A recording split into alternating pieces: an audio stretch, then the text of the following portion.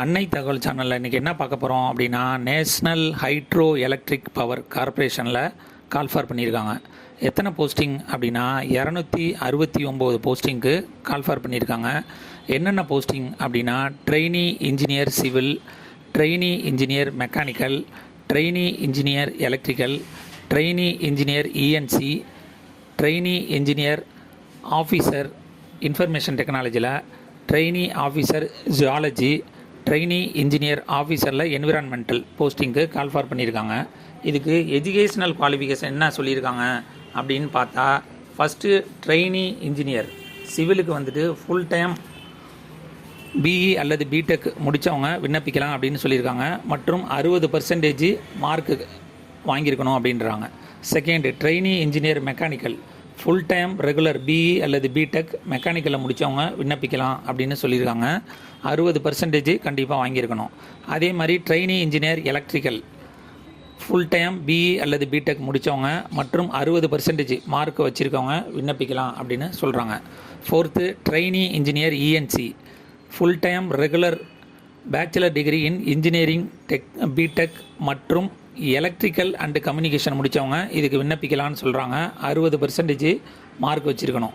Trainee engineer officer, அதாவது information டெக்னாலஜியில் BE அல்லது BTech, engineering degree, computer science, information technology முடித்தவங்க இதுக்கு விண்ணப்பிக்கலாம் அப்படின்னு சொல்லியிருக்காங்க.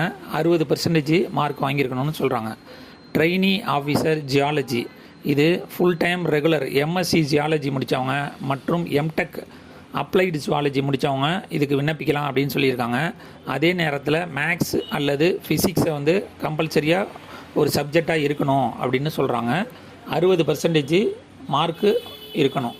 கடைசியாக ட்ரெயினி இன்ஜினியர் ஆஃபீஸர் என்விரான்மெண்டல், இதுக்கு ஃபுல் டைம் ரெகுலரில் பிஇ அல்லது பிடெக் என்விரான்மெண்டல் இன்ஜினியரிங் முடித்தவங்க விண்ணப்பிக்கலாம்.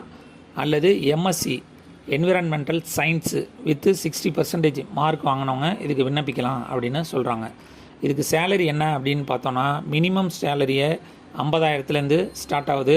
1,60,000 வரலும் வாங்கலாம் அப்படின்னு சொல்லியிருக்காங்க. பிளேஸ்மெண்ட்டு இந்தியாவில் எங்கெங்கே போடுவாங்க அப்படின்னா, ஏதாவது ஒரு ப்ராஜெக்டில் போடுறேன்னு சொல்லியிருக்காங்க. அப்படி இல்லைன்னா பவர் ஸ்டேஷனில் போடுவாங்க. அப்படி இல்லை அப்படின்னா ஜாயிண்ட் வெஞ்சர், அதாவது என்ஹெச்பிசி எந்த கம்பெனியோட டைப் வச்சுருக்கோ அந்த கம்பெனியில் வேரியஸ் பார்ட்டில் இருக்கும் அப்படின்னு சொல்லியிருக்காங்க. அதாவது இந்தியாவில் எந்த இடத்துல ப்ராஜெக்ட் இருக்கோ அங்கே போடுவாங்க. மற்றும் வெளிநாட்டிலையும் போடுறதுக்கு வாய்ப்பு இருக்குது அப்படின்னு சொல்லியிருக்காங்க. வயது வரம்பு என்ன அதிகம்னா, அதிகபட்சம் 30 வயசு இருக்கவங்க வரலும் இதுக்கு விண்ணப்பிக்கலாம்னு சொல்லியிருக்காங்க. எஸ்சி எஸ்டி கேண்டிடேட்டாக இருந்தாங்க அப்படின்னா 5 இயர்ஸ் ஏஜ் ரிலாக்ஸேஷன் உண்டு. ஓபிசி கேண்டிடேட்டாக இருந்தால் 3 இயர்ஸ் ஏஜ் ரிலாக்ஸேஷன் உண்டு. இதை தவிர ஃபிசிக்கலி சேலஞ்சு ஜென்ரல் மற்றும் எக்கனாமிக்கலி வீக்கர் செக்ஷன் கேண்டிடேட்டாக இருந்தால் 10 வருடம் ஏஜ் ரிலாக்ஸேஷன் உண்டு. ஃபிசிக்கலி சேலஞ்சு எஸ்சி எஸ்டி கேண்டிடேட்டாக இருந்தால் 15 வருஷம் ஏஜ் ரிலாக்ஸேஷன் உண்டு. ஓபிசி கேண்டிடேட் ஃபிசிக்கலி சேலஞ்சராக இருந்தால் 13 வருஷம் ஏஜ் ரிலாக்ஸேஷன் உண்டு அப்படின்னு சொல்லியிருக்காங்க.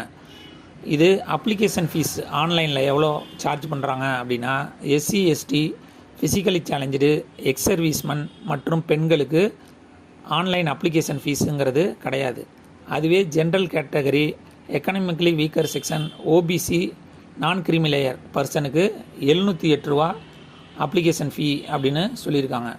விண்ணப்பிக்க கடைசி நாள் 26/3/2024. டிஸ்கிரிப்ஷனில் லிங்க் கொடுத்துருக்கேன். விண்ணப்பித்து வெற்றி பெற்று பணியில் சேருக. நன்றி, வணக்கம்.